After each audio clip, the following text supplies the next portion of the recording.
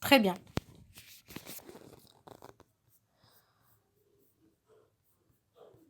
Donc, vous regardez tous, n'est-ce pas, l'écran avec moi, n'est-ce pas?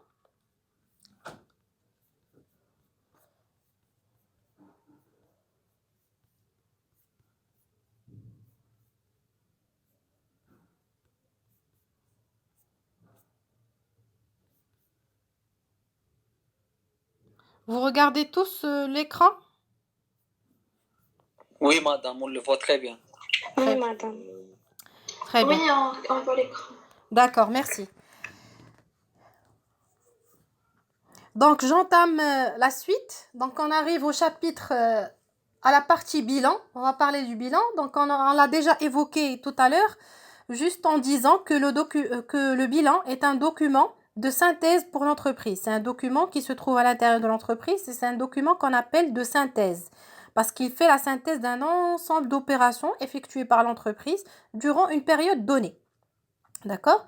Donc, je reviens pour la définition pour dire tout simplement que le bilan est un document comptable. Donc, on le fait dans le cadre de la comptabilité qui reflète la situation du patrimoine à une date donnée. Remarquez bien, là, j'ai repris la notion du patrimoine qu'on a définie tout à l'heure et je reprends pour dire, pour ceux qui n'étaient pas là, le patrimoine de l'entreprise, c'est l'ensemble de ses ressources plus l'ensemble de ses dettes. Donc, faites attention toujours à cette notion de patrimoine. Ça veut dire que je vais faire la somme des biens et des créances et de l'argent qu'on appelle les disponibilités de l'entreprise et je rajoute également l'ensemble des dettes qu'a l'entreprise envers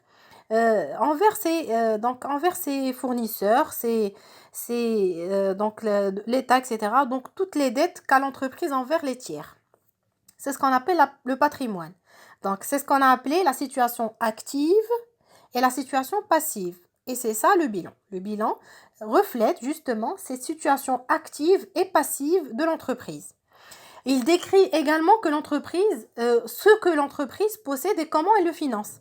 Parce que quand je dis total des ressources, eh bien ces ressources vont me servir pour effectuer quelque chose, pour acheter des biens, n'est-ce pas?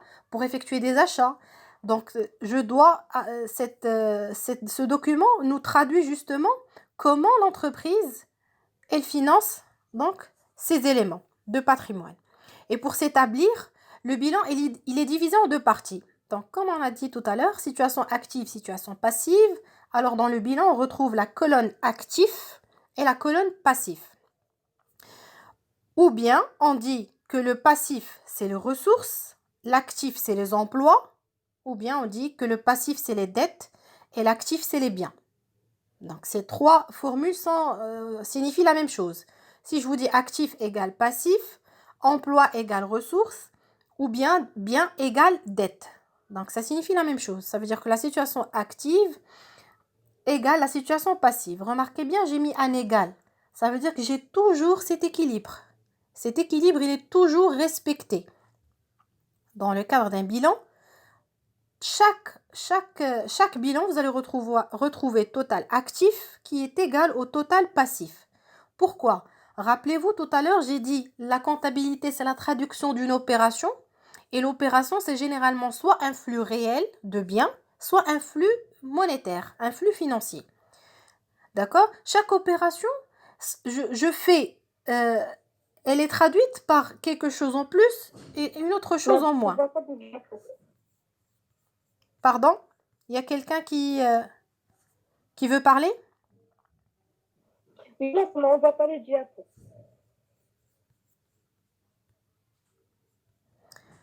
Je crois que le problème, il est uniquement chez vous. Je crois. Parce que pour les autres, vous voyez les diapos? Madame, moi aussi. Oui, oui, madame, on le voit. Donc, je suppose que c'est question de connexion entre les uns et les autres. Donc, de toute façon, si vous arrivez à me voir, essayez de suivre avec moi. Et par la suite, je vais vous envoyer cette vidéo. Donc, c'est une vidéo avec les diapos et ce que je suis en train de dire. D'accord? D'accord, madame, merci. Très bien. Donc, je poursuis. Donc, je disais que chaque opération, elle est traduite par un flux. Chaque opération, je vais avoir quelque chose en plus et quelque chose en moins. Ça, c'est systématique. C'est ce qu'on appelle la règle de la partie double en comptabilité. La règle de la partie double. Ça veut dire chaque fois que je fais une opération, cette opération elle est traduite par quelque chose en plus, quelque chose en moins. Je prends un exemple. J'achète auprès de mon fournisseur, j'achète des marchandises par chèque bancaire. J'ai dit j'achète des marchandises par chèque bancaire. D'accord? Donc j'achète auprès de mon fournisseur, n'est-ce pas? Donc j'achète des biens, je vais utiliser le compte relatif à l'achat de marchandises en plus, parce que j'ai augmenté mes achats. D'autre part, j'ai acheté ces marchandises avec quoi? Avec de l'argent, avec un chèque bancaire. Ça veut dire je vais prendre de l'argent de mon compte bancaire. Donc mon compte banque, il va diminuer. Donc vous avez remarqué. Donc l'opération, elle est traduite par un compte qui est augmenté, un autre compte qui va diminuer. Et c'est pareil pour toutes les opérations que vous pouvez imaginer en comptabilité. D'accord? Toutes les opérations réalisées par l'entreprise, elles sont traduites par un plus pour un compte et un moins pour un autre compte. C'est pourquoi j'ai toujours l'équilibre. Parce que chaque fois, je vais faire intervenir un compte de passif, en contrepartie, un compte d'actif. C'est pareil. Donc, je vais toujours avoir mon équilibre. Donc, retenez bien cette règle. Total actif égale toujours total passif. Ça, c'est une règle générale. Quand je dis total actif, je parle des emplois. Quand je dis total passif, je parle des ressources de l'entreprise. D'accord? Autrement dit, les ressources me permettent de faire mes emplois.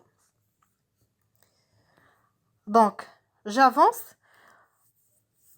Les principaux comptes du bilan, je vais parler maintenant du côté ressources, ça veut dire côté passif. Je vais parler du passif. Qu'est-ce que je peux retrouver dans le passif? Eh bien, je retrouve les ressources, n'est-ce pas? Ce qu'on appelle les dettes en général. Je vais retrouver ce qu'on appelle le financement permanent. Le financement permanent, c'est quoi? Il s'agit du capital de l'entreprise. J'en ai parlé tout à l'heure, le capital, c'est les apports d'un associé ou de plusieurs associés. L'apport d'une seule personne ou l'apport de plusieurs associés. On retrouve également les dettes de financement à long terme. Ça veut dire des dettes envers des personnes, mais ces dettes, ils sont sur le long terme, supérieur à une année. Je peux faire un emprunt auprès d'une banque. L'emprunt, il est contracté pour 5 ans. Donc, le montant de cet emprunt, je vais l'inscrire dans le financement permanent. Donc, financement permanent, je retrouve le capital et je retrouve les dettes à long terme. Deuxième ressource que je peux retrouver également dans le passif, c'est ce qu'on appelle les autres dettes de financement. Autres dettes de financement, il s'agit tout simplement des dettes à moins d'une année. Il s'agit des dettes à moins d'une année. On les appelle les dettes à court terme. D'accord? À ne pas confondre avec les dettes de financement à long terme qui sont dans le financement permanent. Et en troisième ressource que je peux retrouver dans le passif, il y a la trésorerie passive. La trésorerie passive, il s'agit tout simplement des dettes à court terme, donc inférieures à une année, de l'entreprise vis-à-vis de la banque. Là, on a précisé de quelle dette il s'agit. Donc, je reprends. Financement permanent, je suis en train de parler uniquement du côté passif. Je retrouve le financement permanent où il y a le capital et les dettes à long terme, quelles que soient ces dettes. Chaque fois que j'ai une dette supérieure à une année, je vais la mettre dans le financement permanent. Deuxième élément que je retrouve dans le passif, c'est les autres dettes de financement. Là, je vais retrouver des dettes qui sont inférieures à une année envers tous les tiers sauf la banque. Parce que les dettes à court terme envers la banque, je vais la retrouver dans ce qu'on appelle la trésorerie passive. Maintenant, on va aller voir de l'autre côté. Côté actif. Eh bien, les principaux comptes ou les principales rubriques, ce qu'on a appelé les emplois, n'est-ce pas? Rappelez-vous, la situation active, on a dit c'est les biens, les créances, les disponibilités. C'est ce que je vais retrouver. Les biens, c'est ce que je retrouve, ce que j'appelle l'actif immobilisé. Quand je dis immobilisé, ça veut dire que c'est quelque chose que je possède pour très longtemps, pour toujours. Quelque chose immobile, elle ne bouge pas. Eh bien, dans l'actif immobilisé, je vais retrouver tous les biens détenus par l'entreprise, qu'ils soient corporels ou incorporels. D'accord? Dont l'entreprise est propriétaire.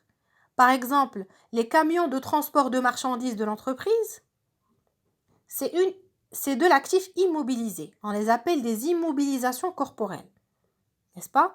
Le matériel informatique qu'utilisent les employés de l'entreprise, ça aussi, c'est de l'actif immobilisé. Immobilisation corporelle. D'accord? Plus précisément, c'est du matériel informatique. Le mobilier, les bureaux, les tables, tout ça, c'est du mobilier. C'est également des immobilisations. Donc, tous ces biens, propriétés de l'entreprise, sont inscrits dans l'actif immobilisé. D'accord? Deuxième catégorie que je retrouve dans l'actif, c'est l'actif circulant hors trésorerie. L'actif circulant hors trésorerie. Comme on a vu dans le passif on avait dit les autres dettes, c'est les dettes à court terme. Là, je vais retrouver les créances de l'entreprise vis-à-vis de ses clients et des tiers à court terme aussi. Et je vais retrouver également un autre élément, c'est les stocks. Dans le cas où l'entreprise détient des stocks, bien sûr. Donc, l'actif circulant hors trésorerie comprend les créances de l'entreprise. Attention, faites attention de faire la distinction entre créances et dettes. Je suppose que vous maîtrisez la distinction. Donc, dette, je suis une entreprise. J'ai une dette envers mon fournisseur, ça veut dire que je dois le payer. Quand je dis j'ai une créance, c'est envers le client. C'est le client qui doit me payer. Une créance, j'attends de l'argent. Une dette, je dois verser de l'argent. Donc, faites attention à cette distinction. Donc, dans l'actif, je vais parler de créances. Donc, j'ai des créances à court terme envers mes clients. Et j'ai également les stocks, que ce soit des stocks de marchandises, des stocks de matières premières, des stocks de produits finis, n'est-ce pas? Donc, les stocks, je les retrouve également dans l'actif circulant hors trésorerie. Et finalement, je retrouve les disponibilités. C'est la trésorerie active. Dans la trésorerie active, je vais retrouver l'argent dont dispose l'entreprise. Je vais retrouver le compte banque. Je vais retrouver le compte caisse, n'est-ce pas? D'accord? Donc, quand je dis le compte banque, ça veut dire tous les comptes détenus par l'entreprise, quel que soit leur nombre. Parce qu'une entreprise, elle peut avoir un compte chez Tijeri, un autre compte chez, je ne sais pas, SGMB, un autre compte chez la BP, etc. Donc, tous ces comptes constitue la trésorerie active de l'entreprise. D'accord? Et puis, bien sûr, la caisse, si jamais l'entreprise, elle a de l'argent en caisse. La caisse, c'est les tiroirs au sein de l'entreprise. Donc, donc là, on a fait la distinction entre actif et passif. Et on a présenté les différents éléments en masse. Ça veut dire les grands titres qu'on peut retrouver dans le passif. Je reprends. Financement permanent, autre dette de financement, trésorerie passif. Côté actif, je vais retrouver l'actif immobilisé, l'actif circulant et la trésorerie active.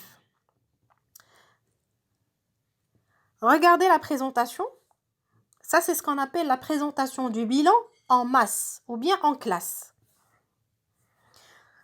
Pour ceux qui ont déjà vu, qui ont déjà fait des études en économie, vous avez vu le plan comptable, n'est-ce pas? Eh bien, le plan comptable, d'ailleurs, je vais vous l'envoyer par mail, comme ça, vous allez y jeter un coup d'œil. Vous n'allez pas rentrer dans le détail des comptes, mais uniquement voir les masses dont je parle, les rubriques dont je parle, etc. Donc, dans la présentation du bilan, il y a différentes structures. On peut retenir plusieurs présentations. La première présentation, c'est celle-là. La présentation du bilan en masse ou en classe. Donc, regardez l'actif passif. Dans l'actif, je vais commencer par le passif. Dans le passif, j'ai le financement permanent. Regardez, j'ai mis chiffre 1 à côté de financement permanent. Chiffre 2, c'est l'actif immobilisé. Chiffre 3, c'est l'actif circulant. Numéro 4, le passif circulant, c'est ce que j'ai appelé autre dette de financement. Numéro 5, trésorerie, actif et passif.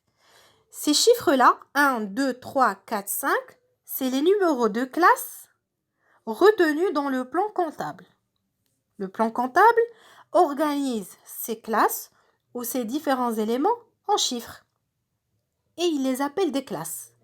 Et si jamais je fais une présentation du bilan en masse ou en classe, eh bien je retiens ça. Je prends tous les éléments qui sont à l'intérieur de l'actif immobilisé, je fais le total et je mets mon total ici. Je prends tous les éléments de l'actif circulant et je mets le total, n'est-ce pas? Je prends tous les éléments du financement, je mets mon total, etc. Pour la trésorerie, j'ai mis le chiffre 5 parce que le chiffre 5, il est retenu pour la trésorerie active et la trésorerie passive. Pour les deux, d'accord? Je peux avoir... C'est quoi la différence? Je vais vous donner un exemple. La trésorerie active, on a dit, c'est le compte bancaire positif. Quand je dis compte bancaire positif, ça veut dire j'ai de l'argent en banque. Mais je peux avoir un découvert, je peux avoir un compte négatif. Ça veut dire je dois de l'argent à ma banque. C'est ce qu'on appelle un compte bancaire solde créditeur. Dans ce cas, je ne vais pas le mettre dans la trésorerie active, je vais le mettre dans la trésorerie passive. Mais ça s'appelle de la trésorerie.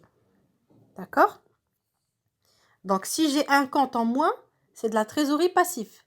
Si j'ai un compte positif, j'ai de l'argent en banque, c'est un compte de trésorerie actif. D'accord? Juste que vous fassiez la différence et je vous donne des exemples comme ça, vous comprenez ce que je dis. Maintenant, regardez cette deuxième présentation. Elle est différente de la première. Regardez, elle est beaucoup plus détaillée. D'accord? C'est ce qu'on appelle la présentation du bilan en rubrique. Regardez sur les côtés, j'ai mis mes classes. Financement permanent, actif immobilisé, passif circulant, actif circulant, trésorerie passif, trésorerie actif. Donc je retiens mes rubriques, mais à l'intérieur, je vais mettre mon détail. C'est ce qu'on appelle les rubriques. Si vous prenez le plan comptable, d'accord? Une fois que je vais vous l'envoyer, vous pouvez voir ça. Vous allez voir, chaque fois que j'ai deux chiffres, on appelle ça rubrique. Quand j'ai un seul chiffre, c'est la classe. Regardez dans le financement permanent, j'avais retenu le chiffre 1. Si je rajoute le chiffre 1 en deuxième position, donc le 11, je retombe dans les capitaux propres. Ça, c'est une rubrique à l'intérieur du financement permanent qui est à l'intérieur du passif. Vous suivez avec moi. D'accord? Capitaux propres, ça, c'est une rubrique. Je vous donne un exemple, c'est le capital social de l'entreprise. Tout simplement. D'accord? C'est ce qu'a apporté les associés pour créer l'entreprise le premier jour. Bien sûr, si jamais il y a une augmentation de capital, je le rajoute dans cette rubrique qui est capitaux propres. D'accord? Je vais aller brièvement dans certains comptes. Je ne vais pas aller dans le détail parce que vous n'êtes pas censé savoir tout en comptabilité financière, mais je vous donne juste une initiation. Je vais uniquement vous définir les comptes qu'il faut connaître. D'accord? Je ne vais pas aller plus loin, mais je citerai les comptes qu'il faut connaître. Donc, capitaux propres, donc j'ai dit ce que c'est le capital d'entreprise, les apports des associés. Donc, pour expliciter davantage ce que c'est qu'un apport, on a dit pour créer une entreprise, elle peut être créée par une seule personne. Dans ce cas, on parle d'entreprise individuelle. Cette personne, elle apporte de l'argent, d'accord? Moi, par exemple, je peux décider de créer une entreprise toute seule. Je dis n'importe quoi, je vais vendre des ordinateurs, tout simplement. Et moi, pour la création, j'ai apporté 50 000 dirhams de capital. Ça veut dire c'est ça, le montant par lequel je vais démarrer mon entreprise. C'est ce qu'on appelle le capital. Je vais le bloquer dans le compte bancaire. Parce que quand je crée une entreprise, je bloque mon capital dans un compte bancaire au nom de l'entreprise.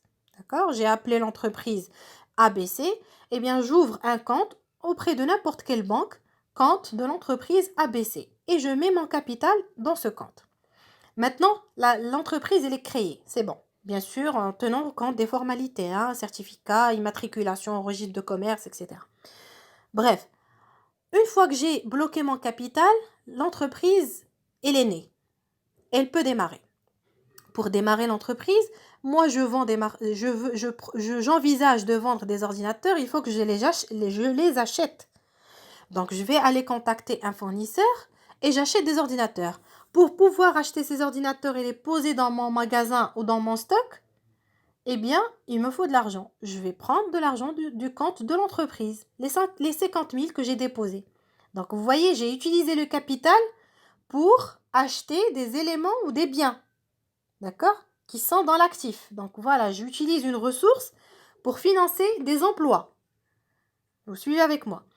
Donc, j'ai besoin d'un local, je vais pouvoir acheter une petite boutique pour vendre mes ordinateurs. Donc, la boutique que je vais acheter, je vais l'acheter à partir du compte bancaire que j'ai, donc de l'argent que j'ai en compte bancaire. Et ainsi de suite. Donc, le capital social que j'apporte me permet de financer mes emplois pour démarrer mon activité. On est d'accord. J'ai pris l'exemple que je fasse un apport en argent. J'ai apporté de l'argent, je l'ai mis en banque. Mais un apport peut ne pas être en argent. D'accord? Il peut être en nature. Ça veut dire, moi, imaginez que je fasse une société avec quelqu'un, une personne X. Cette personne, elle a apporté de l'argent, mais moi, je lui dis, écoutez, j'ai pas d'argent, par contre, j'ai un local à vous apporter. Donc, je contribue au capital, mais l'apport que je vais faire, c'est un apport en nature. Et bien sûr, on va essayer d'évaluer ce local que j'ai. On va essayer de lui donner une valeur pour pouvoir déterminer quelle est ma part dans le capital. Vous avez compris? Donc, on peut avoir un apport en numéraire, c'est un apport en argent. On peut avoir un apport en nature, comme il peut s'agir d'un apport en industrie. Un apport en industrie, c'est quoi? Ça veut dire je viens investir dans une entreprise, je suis associé, mais avec un savoir-faire, et non pas avec de l'argent, et non pas avec un bien. Je ramène mon savoir-faire, d'accord? Ma compétence. Bien sûr, cette compétence, elle va être évaluée et on va m'attribuer une part dans le capital. Donc, faites attention, le capital social, c'est l'ensemble des apports des associés de l'entreprise. Ces apports qui peuvent être en numéraire, c'est de l'argent liquide, soit un apport en nature, c'est des biens que je vais apporter pour contribuer au capital, soit un apport en industrie. Donc, rappelez-vous ces trois notions en termes d'apport. Donc, deuxième, je vais vous parler le 1,4, le 14, n'est-ce pas? Je suis toujours dans le financement permanent. Dette de financement, on a dit, c'est les dettes à long terme. C'est les dettes que j'ai envers des tiers et ces dettes, je vais les rembourser à plus d'un an. Je prends un simple exemple, c'est les emprunts auprès d'un établissement bancaire. Je prends un emprunt et cet emprunt que j'ai contracté, je vais le rembourser au bout de 5 ans. Donc, il s'agit d'une dette envers un établissement bancaire et c'est une dette à long terme. On va la mettre dans cette rubrique dette de financement. 14. D'accord? Je vais aller maintenant de l'autre côté. Donc, le 15, le 16, le 17, vous n'êtes pas concernés parce que c'est des comptes qu'on étudie en comptabilité approfondie en 3e année pour les personnes spécialistes en finance. Donc, chose qui ne vous concerne pas. Donc, je vais partir de l'autre côté, actif immobilisé. Dans l'actif immobilisé, qu'est-ce que j'ai? Remarquez bien, je reviens à la structure en masse. J'avais donné le chiffre 2. Ces chiffres, c'est pas un choix, hein, c'est les chiffres du plan comptable. Donc, l'actif immobilisé, c'est le chiffre 2. Quand je rajoute le chiffre 1, 21, donc je rajoute le chiffre 1 en deuxième position, 21, j'obtiens la rubrique immobilisation en non-valeur. Immobilisation en non-valeur. Qu'est-ce que je retrouve dans cette rubrique? Les immobilisations en non-valeur, c'est tous les frais supportés par l'entreprise pour la création. J'ai parlé tout à l'heure de l'enregistrement, les frais d'immatriculation au registre de commerce, n'est-ce pas? Les frais de publicité pour commencer l'activité, pour connaître l'entreprise, je fais la publicité dans un journal, d'accord? Comme ça, tout le monde va connaître que mon entreprise, tout le monde va découvrir mon entreprise, qu'est-ce qu'elle fait, etc. Donc, tous ces frais de démarrage, on les met dans les immobilisations en non-valeur, d'accord? Deuxième rubrique, si je rajoute le chiffre 2 en deuxième position, donc 22, la rubrique 22, je retrouve les immobilisations incorporelles. Eh bien, les immobilisations incorporelles, c'est quelque chose qui est figé. On a dit les immobilisations, c'est des biens, c'est quelque chose qui ne bouge pas, qui est figé pour toujours. Je vais retrouver, par exemple, les licences, les brevets. Par exemple, une entreprise qui fait la fabrication de médicaments, je prends l'exemple La Roche, par exemple, qui est une société anonyme, La Roche SA. Eh bien, cette entreprise, vous allez retrouver dans ses immobilisations incorporelles brevets d'invention des médicaments qu'elle commercialise. D'accord? Et les brevets, c'est une immobilisation incorporelle. D'accord?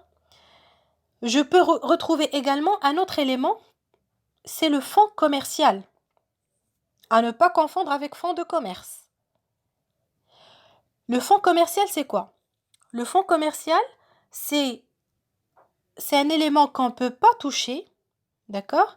C'est si je vous dis une entreprise X et je vous parle de son fonds commercial, eh bien, le fonds commercial va comprendre sa clientèle. Quand je dis la clientèle d'une entreprise, est-ce que vous pouvez toucher ça? Vous ne pouvez pas le toucher. C'est incorporel. La clientèle, c'est un élément qui a une valeur, n'est-ce pas? La clientèle, avoir une clientèle, ça a de la valeur. Mais c'est quelque chose qu'on ne peut pas toucher. C'est incorporel. Donc la clientèle, je la retrouve dans ce qu'on appelle le fonds commercial. Si je vous dis l'emplacement de l'entreprise, donc une entreprise ou un magasin qui se trouve dans le coin je sais pas, je dis n'importe quoi, dans le carrefour de deux ruelles, donc il a beaucoup plus de clientèle, il a beaucoup plus de valeur qu'un magasin ou qu'une société qui est à l'intérieur d'une ruelle que personne ne voit. Donc ça aussi, c'est un élément qui est incorporel, qu'on ne peut pas toucher, mais qui a de la valeur. On doit le valoriser, n'est-ce pas? Et ces éléments, quand je dis clientèle, emplacement, l'image de marque aussi. L'image de marque, d'accord? La marque, c'est choses que vous connaissez, vous, en tant que marketeur, mais c'est des choses qui se touchent pas, mais qui ont de la valeur, n'est-ce pas? Donc, l'ensemble de ces éléments qu'on n'arrive pas à toucher, on les appelle fonds commercial de l'entreprise. Et on peut les valoriser et on doit les comptabiliser dans l'actif immobilisé de l'entreprise, et plus précisément les immobilisations incorporelles. À côté de ce fonds commercial, si jamais je rajoute les biens corporels, ça veut dire, je vous dis, à côté de la clientèle, à côté de l'emplacement, à côté de l'image de marque, je rajoute le magasin. Le magasin, c'est quelque chose de corporel, n'est-ce pas? Le rayonnage, c'est quelque chose de corporel. Les rayonnages où on dispose les produits. Le comptoir, c'est quelque chose de corporel. C'est des éléments corporels. Eh bien, quand vous rajoutez les éléments corporels au fonds commercial, ça vous donne ce qu'on appelle le fonds de commerce. Donc, faites attention à ne pas confondre fonds commercial et fonds de commerce. Donc, le fonds commercial, il fait partie du fonds de commerce. Parce que le fonds de commerce est égal. Le fonds commercial, qui est quelque chose d'incorporel, qu'on n'arrive pas à toucher, plus les éléments corporels. Donc, j'espère que vous avez assimilé cette distinction entre fonds commercial et fonds de commerce. Donc, je reviens à ma rubrique. Donc, on a dit le 22, c'est les IMO incorporels. 23, c'est les IMO corporels. Corporels, vous connaissez, c'est tout ce qu'on peut toucher. Mobilier, matériel informatique, ordinateur, armoire, bureau, photocopieuse. Tout ça, c'est des éléments corporels qu'on appelle les immobilisations corporelles. On a également des immobilisations financières. D'accord? Dans les immobilisations financières, on retrouve très généralement les actions détenues par l'entreprise, qu'on appelle les titres de participation. D'accord? Là aussi, il faut faire la distinction entre titres de participation et titres et valeurs de placement qu'on va avoir ici, dans l'actif circulant. Les titres de participation, les titres et valeurs de placement, c'est des actions. C'est toujours des actions. On est d'accord. Quand je dis titre de participation, ça veut dire que l'entreprise, elle va acheter des actions d'une autre entreprise, ça veut dire qu'elle va devenir actionnaire dans le capital d'une autre entreprise, n'est-ce pas? Pour le long terme. Quand elle envisage de faire ça pour le long terme, on les appelle titres de participation. Ça veut dire qu'elle va détenir ces titres à plus d'1 an. Mais si jamais elle achète des actions, mais elle a l'intention de les vendre dans quelques mois, donc l'objectif, il est plus le long terme. C'est un objectif à court terme de faire ce qu'on appelle la spéculation, de réaliser des gains. C'est des petits investissements qui vont nous rapporter de l'argent sur le court terme. Dans ce cas, on va les appeler, ces actions vont être inscrites dans les titres et valeurs de placement, qui sont des éléments à court terme. Regardez. Chaque fois que vous allez retrouver des éléments ici, regardez avec moi, Ça, c'est le long terme. Quand je descends, c'est le court terme. D'accord? Ça, c'est une règle. En haut, c'est le long terme. Je descends en bas, c'est le court terme. Donc, écart de conversion, amortissement, donc ça, c'est des choses, pas la peine de rentrer dans ce détail. Je passe au passif circulant hors trésorerie. On a dit, dans le passif circulant, on retrouve les dettes envers des tiers à court terme. C'est ce qu'on appelle, regardez le 44, dettes du passif circulant. C'est tous les dettes qu'a l'entreprise envers les tiers. Quand je dis les tiers, on en a parlé tout à l'heure. Les tiers, c'est les partenaires de l'entreprise. Les tiers, il peut s'agir de fournisseurs, il peut s'agir d'organismes sociaux, il peut s'agir de l'État lui-même en termes d'impôts, donc il peut s'agir d'autres entreprises. Donc tous ces partenaires, donc on les appelle des tiers. Donc je peux avoir des dettes à court terme envers un tiers. Et je mets cette dette ici. D'accord? Si je pars de l'autre côté actif circulant hors trésorerie, je commence par 31, donc le chiffre 3. Actif circulant, on a dit, remarquez, c'est le chiffre 3. Je rajoute le 1, 31. Eh bien, j'obtiens la rubrique stock. Dans cette rubrique, c'est clair, je vais mettre tous les éléments de stock. Je vais valoriser mon stock de marchandises, je vais valoriser mon stock de matières premières, valoriser mon stock de produits finis et je mets le montant ici. D'accord? Donc, quand je vois la rubrique stock, ça me donne une idée de la valeur du stock détenu par l'entreprise à une date donnée. Si je rajoute le chiffre 4 en deuxième position, 34, là, on est dans la rubrique créance de l'actif circulant. Créance, c'est l'inverse de dette du passif circulant. 44 et 34, c'est l'inverse. D'accord? Là, j'avais les dettes à court terme. Là, je vais avoir les créances à court terme. Quand je dis créances, c'est les créances envers les clients, envers l'État, envers un organisme social. L'essentiel, c'est qu'il doit s'agir d'une créance à court terme. Ça veut dire j'envisage de récupérer mon argent auprès de ce tiers à moins d'un an. 35, rubrique 35, titres et valeurs de placement. Là, c'est ce que j'ai expliqué.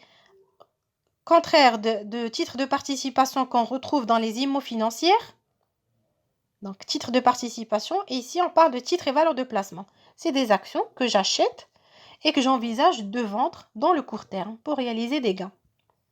Donc, les actions que je vais acheter et je prévois de les vendre à court terme, je vais le mettre dans cette rubrique, titres et valeurs de placement. C'est un placement que je fais dans le but de gagner de l'argent à court terme. Quand on dit dans un but spéculatif ou dans un objectif spéculatif, c'est-à-dire réaliser des gains tout simplement, c'est pas pour une autre raison. Contrairement aux titres de participation qui sont ici, où je participe au capital d'une entreprise sur le long terme. D'accord? Donc, je ne vais pas m'attarder sur les autres éléments. La trésorerie passif et la trésorerie active, j'ai expliqué. D'accord? J'ai donné l'exemple du compte bancaire. Dans la trésorerie active, je vais retrouver le compte banque où j'ai de l'argent. Je vais retrouver le compte caisse, n'est-ce pas? Dans la trésorerie passive, je vais retrouver également le compte banque négatif. D'accord? Je peux avoir un crédit, ce qu'on appelle les crédits d'escompte. Donc, quand j'ai un effet, ça c'est entre parenthèses, hein, vous n'êtes pas censé on n'est pas censé s'attarder dessus. Quand vous disposez des effets de commerce, on les appelle les lettres de change ou les billets à ordre, à une échéance. Ça veut dire que votre client vous donne un effet de commerce et vous dit à cette échéance, vous allez être payé. D'accord? C'est comme un chèque, hein? C'est la même logique qu'un chèque à échéance. D'accord? Sauf que le chèque, il est interdit, hein, vous savez. C'est interdit de donner un chèque à une échéance ultérieure. Il faut donner un chèque à la date d'aujourd'hui. Hein. Vous signez un chèque aujourd'hui, il faut que le chèque soit encaissé aujourd'hui. Si vous le donnez à une date ultérieure, chose que font beaucoup de gens, mais c'est illégal. Hein. Il faut le savoir. Ce qui est légal, c'est au lieu du chèque, c'est qu'on donne un effet de commerce. Donc, chose qui est juste accordée aux entreprises. Un particulier ne peut pas disposer d'un effet de commerce. Donc, l'effet de commerce, c'est comme un chèque avec une échéance. Je lui donne l'effet et je lui dis que d'ici 30 jours, vous pouvez encaisser cet effet et disposer d'argent. Il me donne l'effet. Moi, normalement, je dois attendre l'échéance pour encaisser cet effet. n'est-ce pas? Mais si jamais j'ai besoin d'argent tout de suite, j'ai la possibilité d'amener cet effet chez ma banque et d'avoir l'argent tout de suite, et c'est la banque qui va attendre à ma place pour encaisser l'effet, n'est-ce pas? Donc, c'est comme si j'avais pris un crédit auprès de la banque par le biais de cet effet de commerce. Et c'est ce qu'on appelle le crédit d'escompte. Eh bien, le crédit d'escompte, on va le retrouver dans la trésorerie passif. C'est un crédit envers la banque en matière d'escompte. Donc ça, c'était juste entre parenthèses pour que vous puissiez avoir le maximum d'exemples pour chaque rubrique. Donc là, c'était la présentation du bilan en rubrique. Donc les rubriques ils sont de 2 chiffres. Regardez, 11, 13, 14, 15, 16, l'autre côté 21, 22, 23, c'est des rubriques. On retient 2 chiffres. Et ça, c'est des rubriques que vous pouvez voir et retrouver dans le plan comptable que je vais vous envoyer. Vous allez juste jeter un coup d'œil, hein. Vous n'allez pas vous attarder dessus, mais juste voir justement comment se fait la nomenclature comptable. Donc là, c'était la présentation du bilan en rubrique et je vous ai donné une idée sur l'ensemble des éléments dans chaque rubrique. Regardez là c'est une autre présentation, mais qu'on appelle présentation du bilan en poste. Quand je dis poste, je vais aller plus loin, je vais aller à 3 chiffres et non pas 2. Vous avez remarqué, on a vu la présentation en masse, la présentation en rubrique de chiffres, la présentation du bilan en poste, c'est 3 chiffres. D'accord? Je prends juste deux exemples. Si je prends les capitaux propres, regardez, j'ai 11, la rubrique 11, capitaux propres. J'ai 2 postes. J'ai 111, capital social ou personnel. J'en ai parlé, c'est les apports, etc. 114, la réserve légale. Ça également, c'est un poste à l'intérieur de la réserve. La réserve légale, c'est quoi? Chaque année, quand l'entreprise réalise un résultat, elle doit garder 5% du résultat en réserve légale. Ça, c'est comme si vous dites un argent de secours. Au cas où, elle va mettre de côté 5% du résultat. C'est ce qu'on appelle la réserve légale. Ça veut dire qu'elle est obligatoire. D'accord? Je prends un autre exemple. Regardez la rubrique 23. Immobilisation corporelle. J'ai le poste 231 qui est les terrains. 232, les terrains vous connaissez, n'est-ce pas? 232, les constructions, c'est tout ce qui est bâtiments, locaux, etc. 233, installations techniques, matériel et outillage. Donc si je suis dans une entreprise industrielle, tout ce qui est machines, matériel industriel,